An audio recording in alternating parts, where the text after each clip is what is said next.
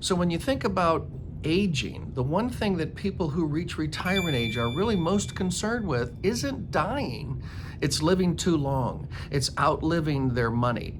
And there's ways that you can transfer those risks, stock market risk, loss, volatility of the stock market.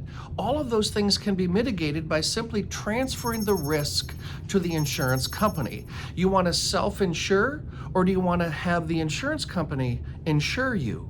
Whether you live too long, die too soon, become disabled, all of those events that could lead to financial catastrophe could be absorbed by the insurance industry.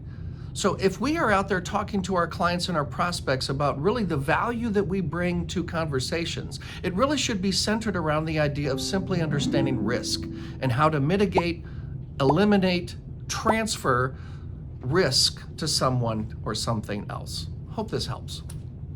If you want to learn more about how wealth works, be sure to subscribe to our YouTube channel and like our Facebook page, Tom Love, How Wealth Really Works.